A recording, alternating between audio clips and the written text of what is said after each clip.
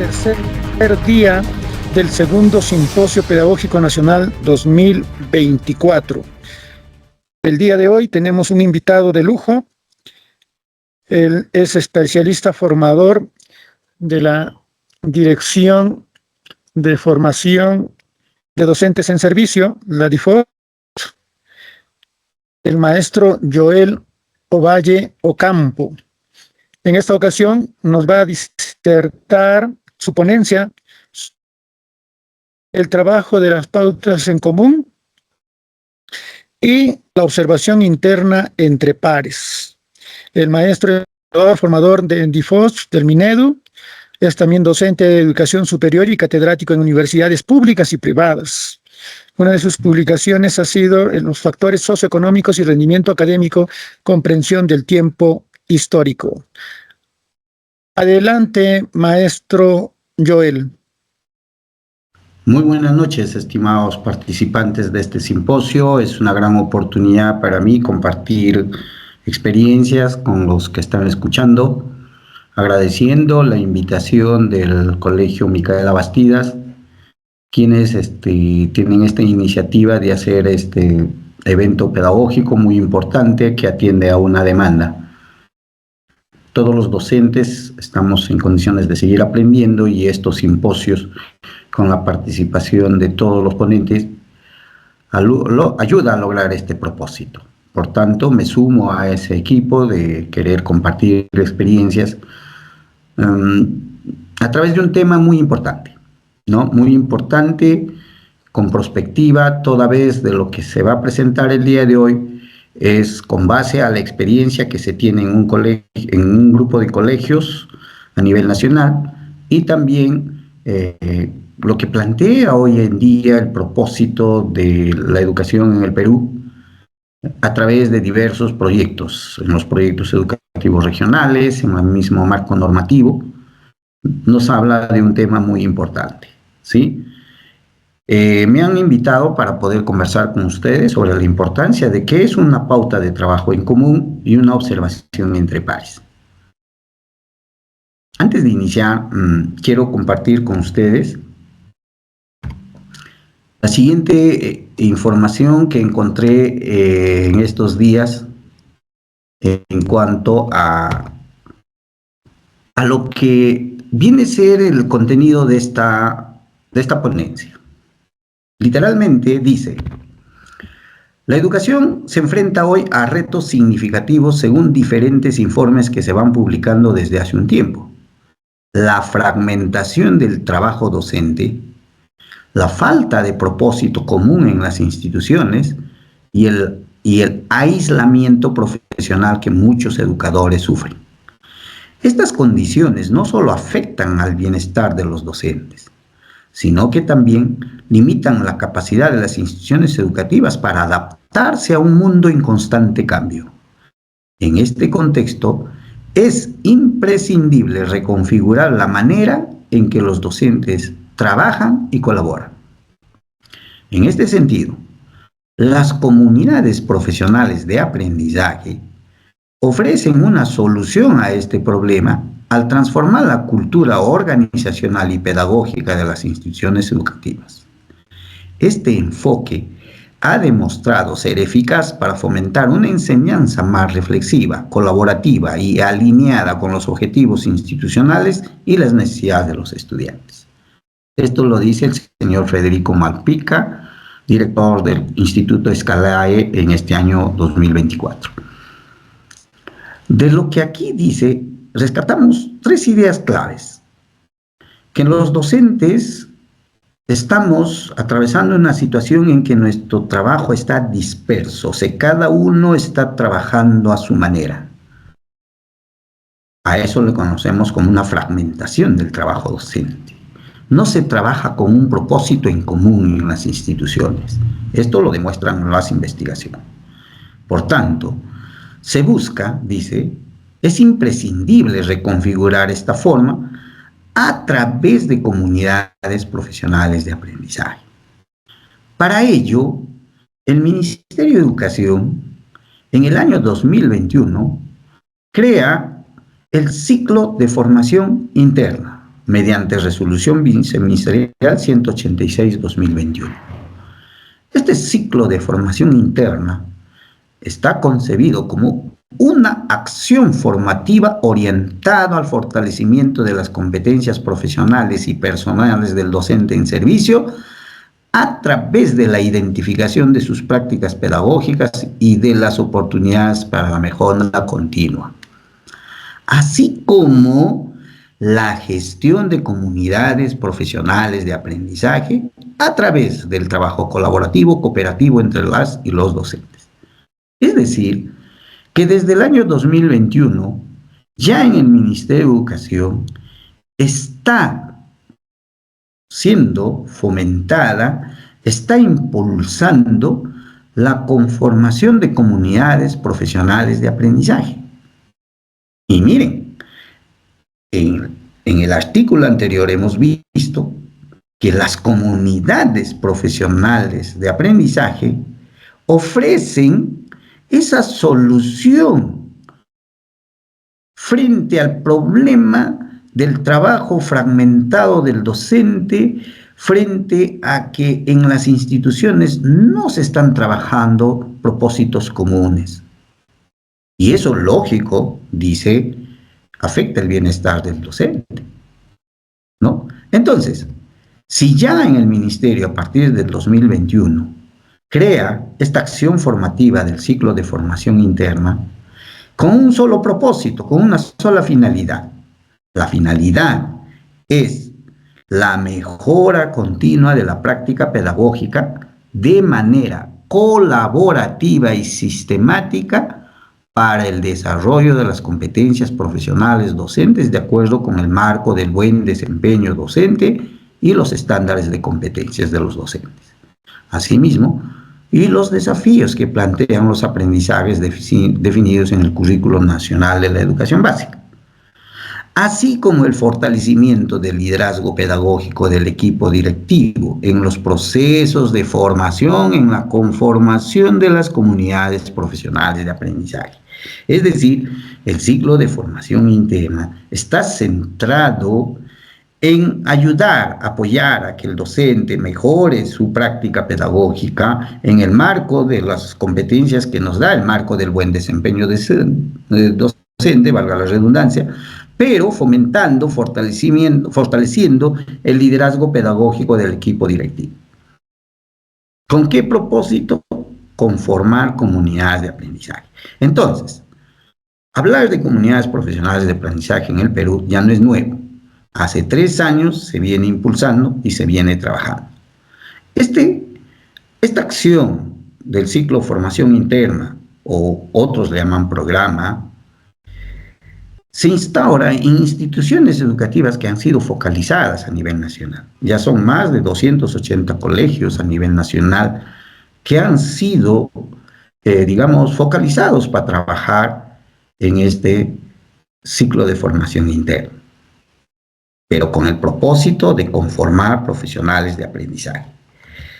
En los colegios que se ha instaurado este proceso esta acción del ciclo de formación interna, han pasado, cada colegio focalizado, han pasado por 5 fases, porque la intervención que ha dado el Ministerio ha sido durante 3 años, pero se llama ciclo porque atraviesa un conjunto de 5 fases en la que el colegio, la institución educativa, va a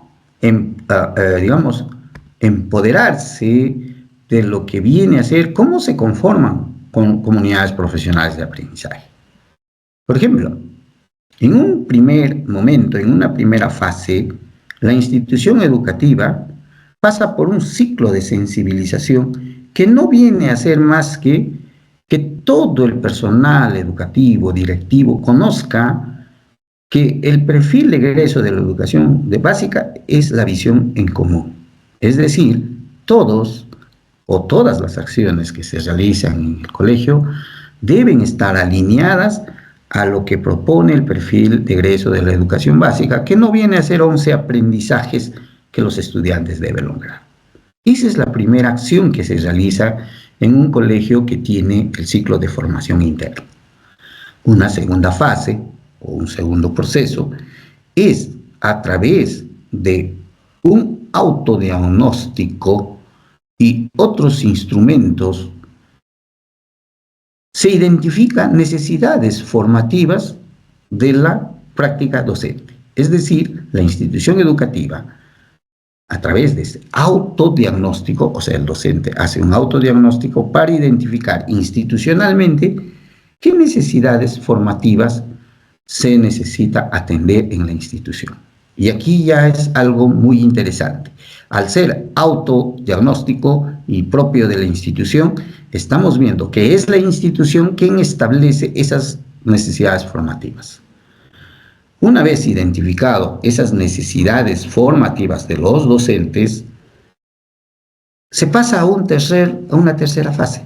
En esta tercera fase se priorizan acciones de mejora pedagógica tanto para el corto y mediano plazo.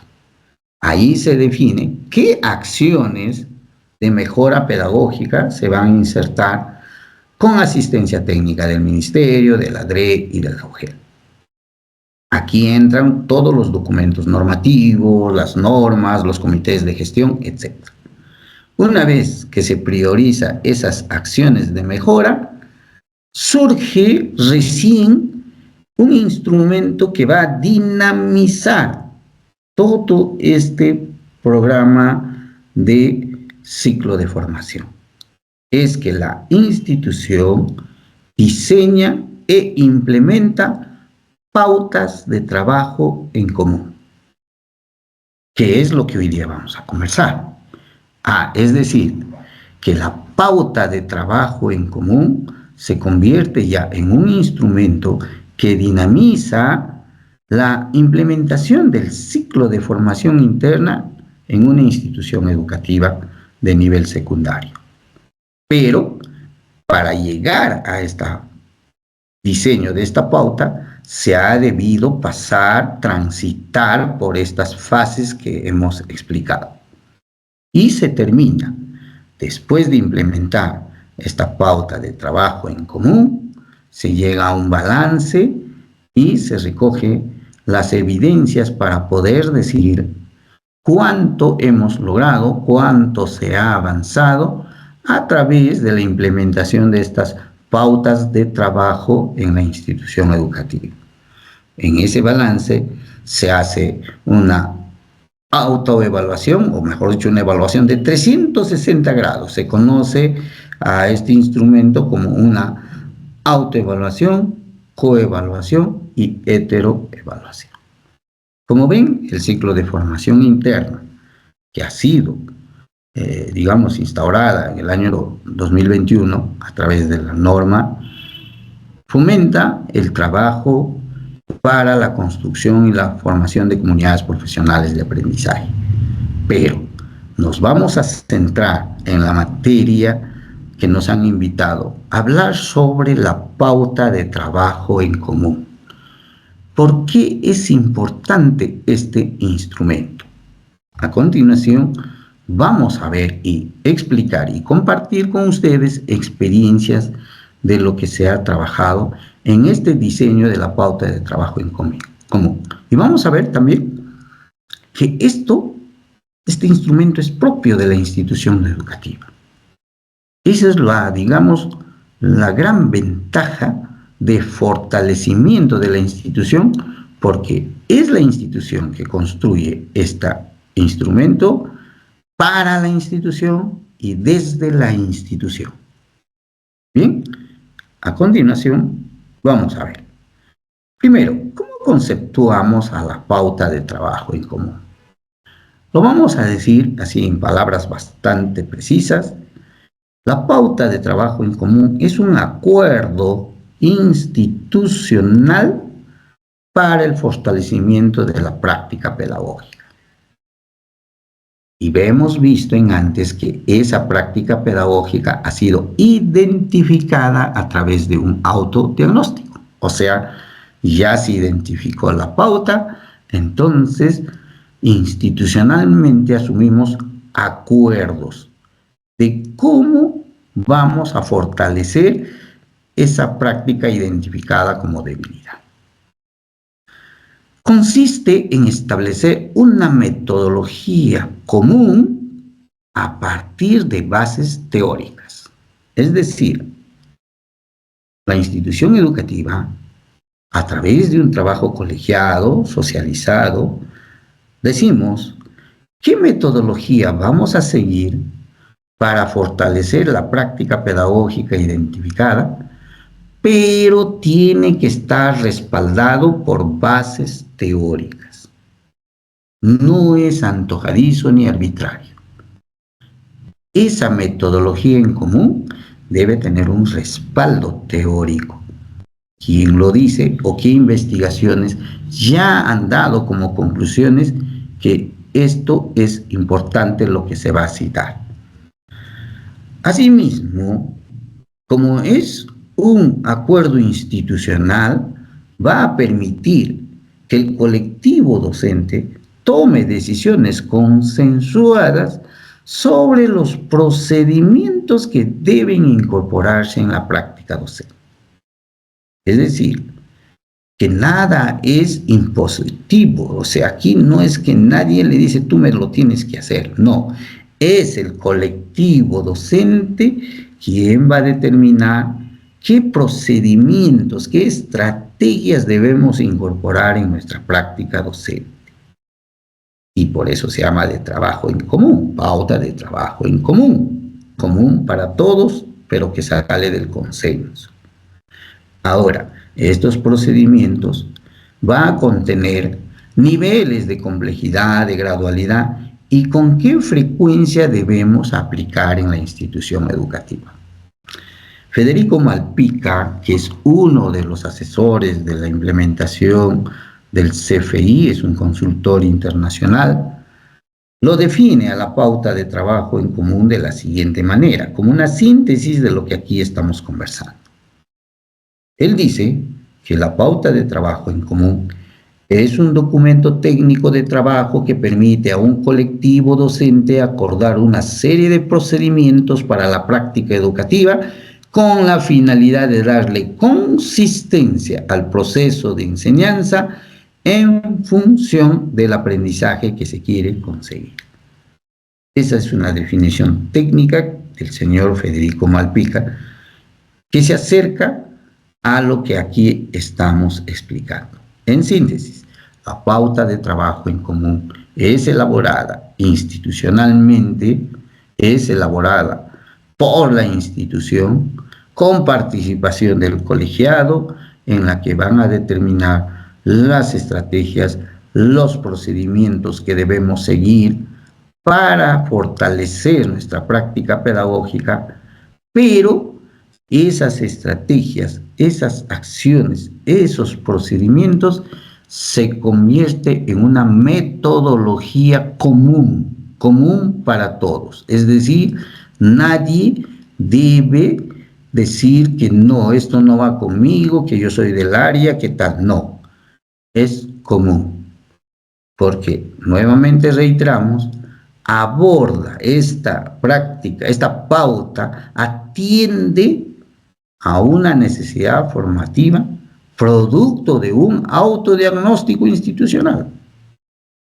O sea, si la institución educativa, por ejemplo, en el autodiagnóstico, ha identificado que la práctica pedagógica que con mayor debilidad en la institución es la retroalimentación, entonces se busca marco teórico, quienes nos hablan sobre la retroalimentación y empezamos a decir los procedimientos que debemos incorporar en nuestra sesión para que de verdad la retroalimentación se convierta en un medio para garantizar aprendizajes. Y esos procedimientos, esas acciones, lo deben aplicar toda la comunidad educativa de la institución de nivel secundario. Eso es el resumen. Ahora, nuestra práctica de trabajo, nuestra pauta de trabajo en común, se construye siguiendo los siguientes pasos. O sea, existe estas etapas que le da consistencia técnica al trabajo.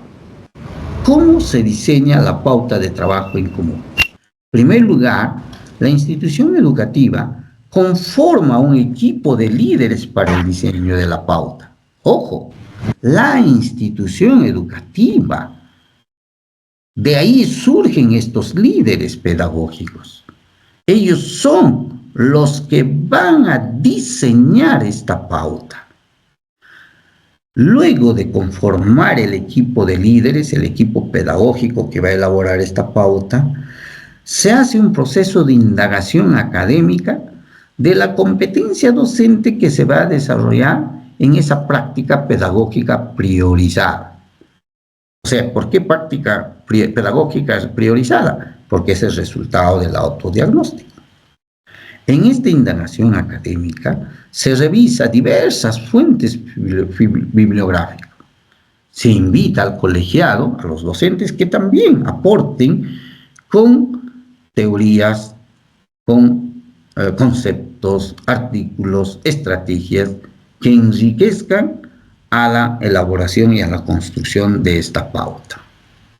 Luego de que ya se tiene una indagación académica apropiada, recién empezamos a construir nuestra pauta, pero ya incorporando esas bases teóricas. ¿Quién nos habla de la retroalimentación? Si es que es el caso, seguimos con el ejemplo. ¿Qué nos dicen acerca de la retroalimentación? ¿Qué propone el Ministerio de Educación sobre la retroalimentación? ¿Cómo debemos retroalimentar? Todo ese marco teórico lo vamos incorporando en nuestra pauta de trabajo en común. Finalmente, ojo, si el equipo de líderes pedagógicos de la institución ha elaborado el diseño de la pauta incorporando estas bases teóricas, pone en consenso, socializa al colegiado, a todos los docentes y les dice: colegas, hemos construido estas pautas con los procedimientos y estrategias. Por favor, pedimos que ustedes den sus sugerencias para enriquecerla, observaciones para mejorarla o simplemente aportes que enriquezcan esta propuesta. Una vez que se discute, se socializa, es aprobado por el colegiado docente. Qué interesante es esta parte, estimados participantes de este evento. O sea, la pauta de trabajo en común elaborado por el equipo pedagógico de la institución educativa, por los líderes de la institución educativa, es socializada en conjunto y es aprobada en conjunto. Una vez aprobada la pauta en conjunto, empieza su proceso de implementación. Ahora sí se puede decir: estamos en condiciones de implementar la pauta. En su diseño, una pauta de trabajo en común presenta la siguiente estructura. Así rápidamente, a manera de información. Presenta los datos informativos, la institución, ¿no? El objetivo de la pauta, que viene a ser la práctica, atender a la práctica pedagógica priorizada en el autodiagnóstico, los fundamentos pedagógicos que respaldan a esa práctica, los indicadores con los cuales los docentes van a ser, motivados, los indicadores que le van a indicar, valga la redundancia, al docente a qué es lo que debe lograr en un determinado tiempo. Y la descripción de los procedimientos que debemos seguir en cada uno, en cada aspecto que se ha definido. Finalmente, los niveles de aplicación. ¿En qué momento estaremos en el nivel A, en el nivel B, en el nivel C? Como ven, es un instrumento de trabajo muy importante que va camino a las comunidades profesionales de aprendizaje. ¿Por qué? porque es construida por el equipo de la institución educativa. No es que la UGEL, ni el ministerio, ni la DRE te dice, hazme esta pauta. No, es construida, socializada y aprobada por todo el colectivo docente. Eso es la importancia que se tiene. Y como es aprobada, socializada por todos, se convierte en pautas de trabajo en común. O sea, están pauteadas las acciones, los procedimientos que debemos nosotros seguir cuando vamos a elaborar una sesión de aprendizaje o cuando vamos a elaborar una unidad. Sobre todo cuando vamos a elaborar una sesión de aprendizaje. Entonces, una vez que ya tengo, es bueno rescatar que los objetivos de la pauta de trabajo siempre va a responder a la pregunta, ¿qué queremos mejorar? ¿Qué queremos innovar con la práctica docente? Entonces, en los objetivos tenemos que ser bien claritos, como se presenta en el ejemplo. Fortalecer la práctica pedagógica incorporando estrategias de aprendizaje y recursos que promuevan el pensamiento crítico en el marco de la retroalimentación formativa, por decir. Otro objetivo, desarrollar actividades que garanticen la comprensión, el sentido, la importancia y utilidad de lo que aprenden los estudiantes. Otro objetivo, desarrollar la evaluación formativa, teniendo en cuenta criterios definidos para retroalimentar de manera pertinente. Entonces, siempre el objetivo que se presenta en una pauta debe dar respuesta a la pregunta, ¿qué queremos mejorar o qué debemos innovar?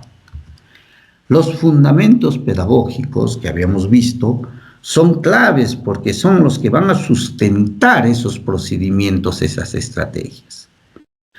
Ese sustento debe estar respaldado, lógico, por una cita bibliográfica o simplemente por un referente bibliográfico. ¿Quién lo dice o dónde está escrito? Esos son los fundamentos pedagógicos. Hoy en día tenemos el aporte de muchos teóricos en educación que nos han visitado en estos últimos años. Tenemos al señor Sergio Tobón, tenemos al señor Luis Guerrero, tenemos a la señora Anijovic, o tenemos lo que en el mismo ministerio, en el currículo, está las orientaciones para el desarrollo de competencia, las orientaciones para la evaluación formativa. Tenemos abundante material para nosotros poder incluir en nuestra pauta esa fundamentación teórica. Asimismo, habíamos dicho que nuestra pauta debe tener indicadores y los indicadores expresan esas acciones observables que van a describir las conductas que tienen los docentes cuando finaliza la aplicación de la pauta, ¿no? Elaborar, por ejemplo, adecuar situaciones problemáticas en contextos de emergencia, formular preguntas socráticas, propiciar que se tomen decisiones, emitir conclusiones, etc. Esos son propios ya del equipo pedagógico. Y tener bien clarito la descripción de los procedimientos. O sea, en mi pauta debe estar clarito qué procedimientos debe seguir el docente para lograr el propósito. Y termina nuestra pauta con los niveles de aplicación. O sea, cuando el equipo docente va a estar en el nivel A. Cuando, un ejemplo de niveles de aplicación dice, estarán en el nivel A cuando se recoge y analiza evidencias de aprendizaje en referencia al propósito y brinda retroalimentación elemental y descriptiva a los estudiantes de manera eficaz en el marco de la evaluación formativa una vez al mes. O sea, si en las sesiones de los profesores se observa una vez al mes, estarán en el nivel A. Pero si se observa este recojo y análisis de las evidencias para brindar retroalimentación una vez a la quincena, estarán en el nivel B. Pero si se recoge y analiza evidencias y se brinda retroalimentación una vez a la semana, estaremos en el nivel C. Esta gradación, esta forma de expresar, es lo que nos va a decir en qué nivel nos encontramos como institución educativa. Por eso es importante que en nuestra pauta tenga clarito todos estos instrumentos. Ahora, para que estas pautas de trabajo en común lleguen a la institución, lleguen al aula, para que esta implementación de las pautas tengan un mejor propósito, recurrimos dentro del ciclo de formación interna, se recurre a 3 estrategias formativas. O sea, estas estrategias son las que acompañan la implementación de la pauta de trabajo en común.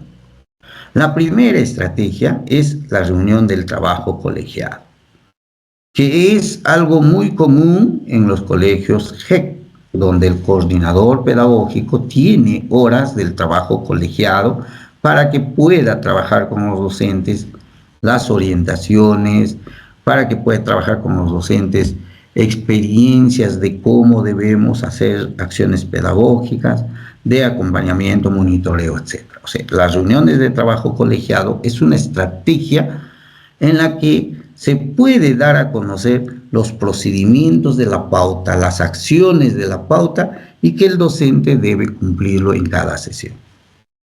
Una segunda estrategia es el acompañamiento interno entre pares.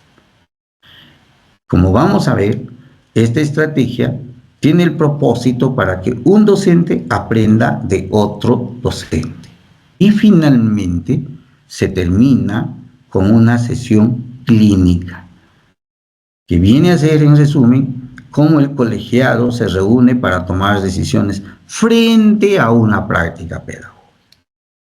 Vamos a detallar cada uno de ellos para tener más clarito. Y una parte de la conferencia que nos han invitado es hablar justamente del acompañamiento interno entre pares. Todas las estrategias que aplicamos a nivel institucional, desde la línea de la Dirección de Formación Docente, son estrategias formativas, porque buscan que el docente tenga esa formación continua en servicio.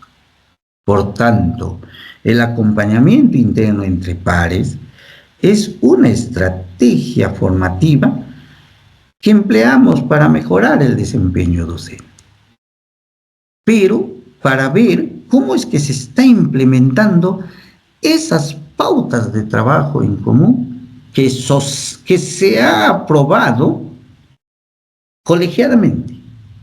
Entonces, cuando el docente observador ingresa al aula, va a observar un aspecto de esas pautas que se está trabajando en el aula. Y eso se ponen de acuerdo entre los dos profesores. Dirán, a ver, de nuestras pautas tenemos 3 procedimientos. Vamos a observar el procedimiento número 2, por decir. Eso quiero que tú te prepares tu sesión de cómo haces, si el procedimiento, por ejemplo, es presentar el propósito de aprendizaje, un ejemplo. Quiero que tú, en tu sesión, hagas visible cómo tú presentas el propósito de aprendizaje a los estudiantes. Y sobre eso va a ser la observación. O sea, se ponen de acuerdo. ¿Correcto? Ahora, este acuerdo está en el marco de respeto. O sea, lo que se acuerda, se cumple. Y todo lo que se coordina entre los dos, entre pares, es confidencial. Para terminar este proceso de acompañamiento, siempre debe haber un espacio para la reflexión, donde se puede intercambiar las buenas prácticas, retroalimentar la práctica observado o simplemente recibir sugerencias, ideas, recomendaciones del docente que ha acompañado. Eso es el acompañamiento interno. No es un trabajo muy cargado, pero sí exige que el docente dé un mínimo de 2 horas, ¿no?, adicionales a su jornada. Eso sí se exige, que el docente tenga que tener un mínimo de 2 horas para realizar esta estrategia, para que él pueda, fuera de su jornada laboral, ser como observador y al final también como observado. Eso es parte ya del compromiso institucional que tiene cada docente con la institución, valga la redundancia. Entonces, esta estrategia sigue un protocolo.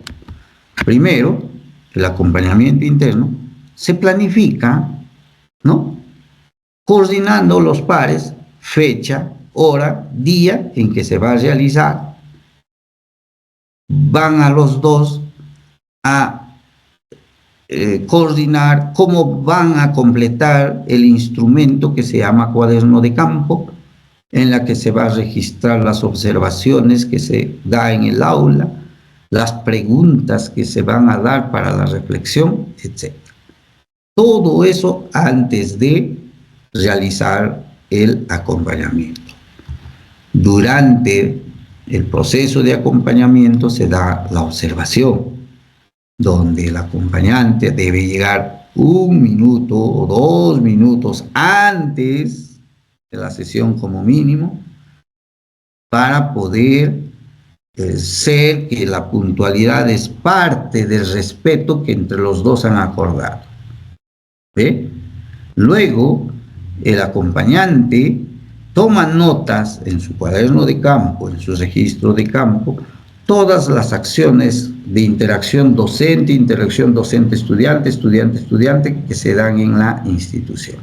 Y aquí se pide que registre hechos y evitar que se rellenan apreciaciones. Se registran hechos. Finalmente, el acompañante anota los hechos que se ha registrado, evitando intervenir en las acciones del docente. O sea, no debe intervenir en una sesión. Así haya una situación que le invite, no se debe intervenir. Simplemente registra. Y se confirma la hora para el diálogo reflexivo. En el diálogo reflexivo, el docente que ha acompañado dialoga con su par y le dice lo que ha encontrado en la sesión. Leerán el cuaderno de campo y le dirá: mira, en cuanto al propósito, te sugiero que tienes que parafrasearlo para que el estudiante se involucre en el aprendizaje. Tienes que ser un poquito más claro en la exposición de la utilidad del contenido que estás llevando, etcétera, etcétera. Eso es el diálogo reflexivo que se da entre el docente acompañante y acompañado, ¿no? Se maneja 3 momentos: primero el diálogo de apertura para poder romper el hielo, luego un diálogo de reflexión y un diálogo de cierre y compromiso. Como ven, esta estrategia del acompañamiento interno es fundamental porque le va a permitir la interacción de 2 colegas de la misma institución, donde uno observa al otro y sobre lo que ha observado le brinda orientaciones, recomendaciones, para que el profesor pueda mejorar esa sesión. Eso es el acompañamiento interno. Finalmente, terminado el acompañamiento, hay necesidad de que la comunidad docente, ¿no?, con los resultados que se ha tenido en el acompañamiento, se va a identificar posiblemente una práctica pedagógica que todavía sigue dando cierto digamos, preocupación al docente. Entonces, ¿qué se tiene que hacer? Se llama a todo el equipo docente y se les dice, a ver, ¿cómo vamos a abordar ese procedimiento de nuestra pauta que no estamos comprendiendo? Para ello, vamos a invitar que los colegas que ya han trabajado comparten su experiencia de cómo ellos están involucrando a los estudiantes y nosotros sobre eso podemos aportar.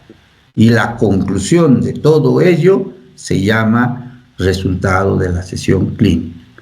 Y como está todo el colegiado, toman acuerdos, ¿no? Y al final asuman un compromiso de lo que se ha hablado, de lo que se ha compartido, de lo que se ha analizado. Eso es, estimados participantes, que queremos nosotros compartir, la importancia de trabajar estas estrategias formativas que permiten que esa pauta de trabajo en común aterrice en el argot, ¿no? Aterrice en el aula, llegue al aula a través de la planificación de sesiones de aprendizaje. El docente tiene pauteado los procedimientos, las estrategias que debe incorporar en el desarrollo de una sesión. Y cuando decimos que es común para todos, es que la pauta no distingue ni diferencia áreas curriculares, porque no se observa marco disciplinar, no se observa dominio disciplinar, no.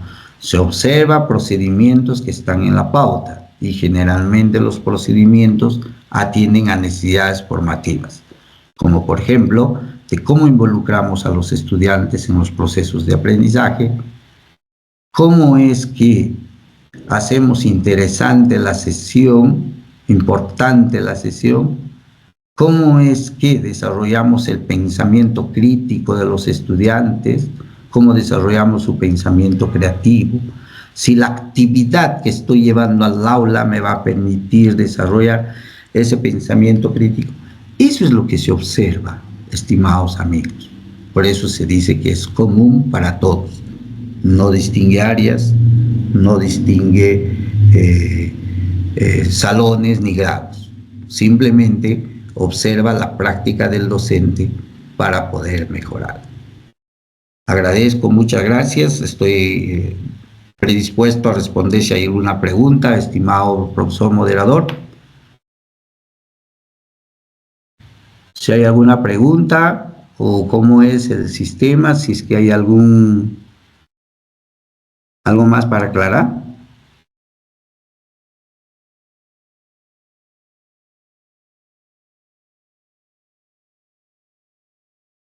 Sí, maestro.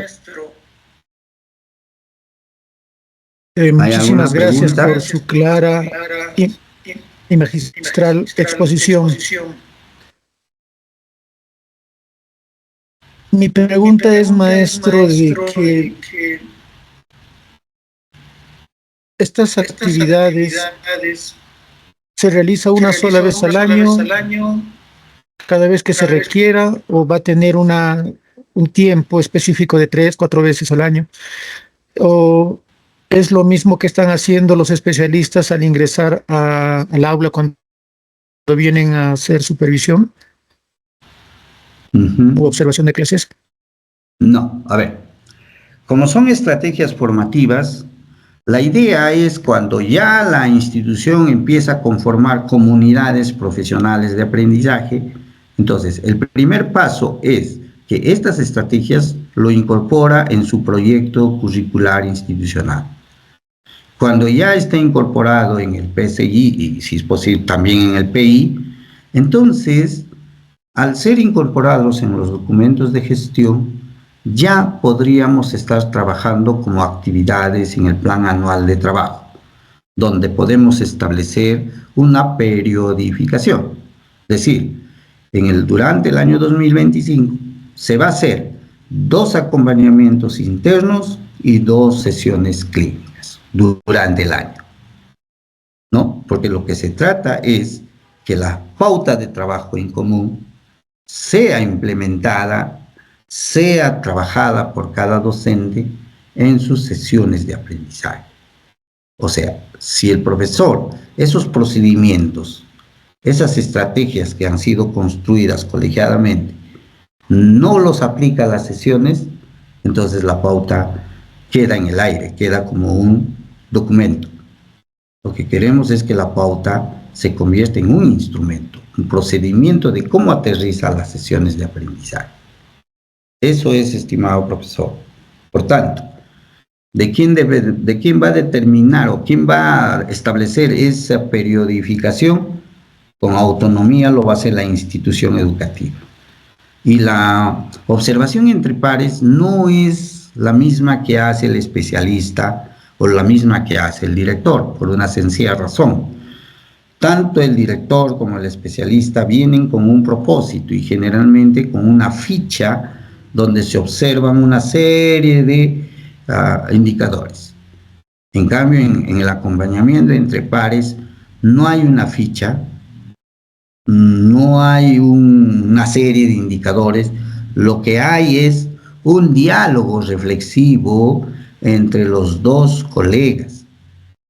Por eso es importante esto, que un colega le diga al otro colega, oye, mira, en cuanto al propósito de aprendizaje, he visto que tú has presentado la competencia, las capacidades, pero lo que has trabajado en la sesión no tenía relación con la evidencia, porque tú me has puesto que la evidencia va a ser. Entonces, mira, ese diálogo horizontal entre un docente a otro docente es lo que caracteriza el acompañamiento interno entre pares. No es para evaluar, no califica, no evalúa, no rellena una ficha, sino registra hechos. El profesor observa y registra hechos de acuerdo a la pauta para poder dialogar, conversar con su par, con su colega. Eso es, estimado profesor.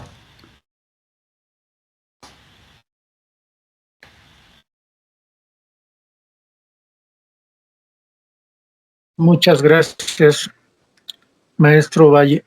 Maestros, por favor, participen si tienen alguna pregunta, por favor, aún todavía tenemos tiempo.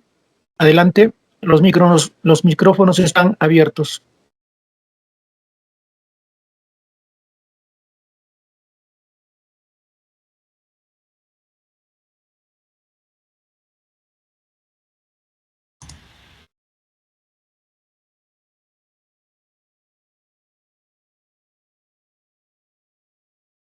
Bien, al parecer no hay más preguntas, maestro Ovalle. Todo ha quedado supremamente claro por lo que estamos viendo en este preciso momento. Nosotros, a nombre de la institución educativa líder Micaela Bastías Puyucaba y del segundo Simposio Pedagógico Nacional, le estamos totalmente agradecidos a usted y a la Dirección de Formación de Docentes en Servicio por esta disponibilidad y por haber aceptado tener esta disertación y esclarecernos las nuevas estrategias que se está implementando desde el Ministerio de Educación. Por lo cual vamos a hacer un voto de aplausos, queridos maestros. Nada, ¿no? Yo creo que todo esto va a calar en la educación peruana. El trabajo en pares es muy interesante, hacer las observaciones, compartir entre nosotros nuestras experiencias. Eso indica a que estamos desarrollando el dominio número 3 y 4, ¿no? La interrelación con otras áreas y aparte de eso, el profesionalismo, mostrar tu trabajo. Entonces sí está calando con los dominios y claro, de hecho que todos estamos teniendo ahí la planificación, el manejo de estrategia, ¿no? La involucración de los dominios, el desempeño docente. Muchas gracias, maestro Joel, nuevamente. Estamos sumamente agradecidos. Bien. Muy buenas noches a ustedes. Muchas gracias por la invitación. Muchas gracias, maestro Joel, muy agradecidos. Bien, muy buenas noches. Gracias, maestro. Muchas gracias. De verdad estamos emocionados el día de hoy. Continuando con el certamen, queridos maestros, vamos a continuar con el trabajo. El día de hoy ya está en sala nuestro compañero.